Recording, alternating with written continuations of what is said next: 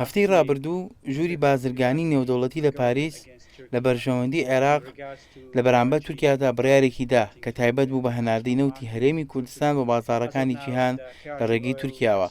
لە ئێستادا هەناردەی نەوتی هەرێمی کوردستان کە ڕۆژانە بڕەکەی 9 ملیۆن بەرمیلە ڕاگیراوە، چۆن کۆمپانیایەکیش کە لە پرۆسەی دەرهێنان و هەناردەکردنی نەوتەکەدا کار دەکەن ئەمریکین. دەزانین کە چەند کەسێک لە کۆنگرێسەوە ساڵی ڕابردوو ویستویانە کێشەی نێوان هەرێم و بەغداد چارەسەر بکەن، بە تایبەت لە بواری نەوت و گازدا. ئەمریکا چۆن لەم بڕیارە دەڕوانێت؟ ئێوە هیچ دەستێوەردانێکتان هەیە لەگەڵ هەرێم و بەغدا بۆ چارەسەری کێشەی نەوت و گاز؟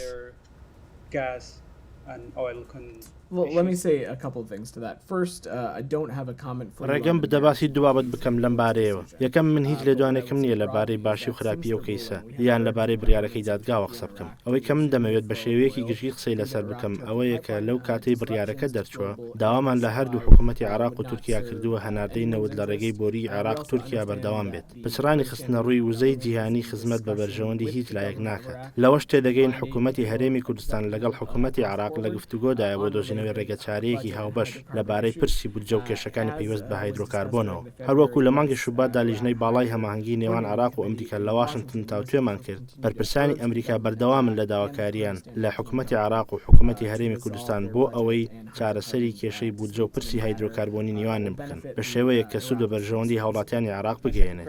پرسیاری دووەم، کۆنسوڵی گشتی ئەمریکا لە هەولێر راپۆرتێکی فۆرن پۆلیسی لە تۆری کۆمەڵایەتی لینکدئین دووبارە بڵاو کردوێتەوە کە تایتڵی راپۆرتەکە دەڵێت خانووی وشکەکەڵکی کوردستانی عێراق لە ڕوخاندایە. دووبارە پۆستکردنەوەی ئەم راپۆرتە لە هەرێمی کوردستان کاردانەوەی زۆری بەدوای خۆی داهێنا. دواتر کۆنسوڵ پۆستەکەی سڕیەوە، بەڵام پرسیارەکە ئەوەیە ئایا سیاسەتی ئەمریکا بەرامبەر هەرێمی کوردستان گۆڕاوە؟ کۆمنتت چییە لەبارەی دووبارە بڵاوکردنەوەی ئەو راپۆرتە بە مانشێتێکی لەم شێوەیە لەلایەن کۆنسوڵگەری گشتی وڵاتەکەتان لە هەولێر؟ ئەو پۆستە تایبەتی تۆڕە کۆمەڵایەتیەکانم نەبینیوە، بەڵام بە شێوەیەکی گشتی ڕای دەگەێنم کە عێراق بە هەرێمی کوردستانیشەوە هاوبەشێکی استراتیژی ئەمریکایە و ئێمە پابەندبوونێکی درێژخایەنمان بۆ ئەو ناوچەیە هەیە. هەمان ڕاستی مانگی تەموزی ساڵی 2021 دیالۆگی استراتیژی دووپات دەکەینەوە. ئەو کاتێک کە نوێنەرانی هەردوو وڵات کۆبوونەوە بۆ گفتوگۆکردن لەبارەی پەیوەندی استراتیژیە درێژخایەنەکانمان کە نەک تەنها بواری ئەمنی، بەڵکو بواری ئابووری، بازرگانی، کلتوری، پەروەردەیی، ژینگەیی، تەندروستی و زۆر بواری دیکەش دەگرێتەوە. Go ahead. Yeah.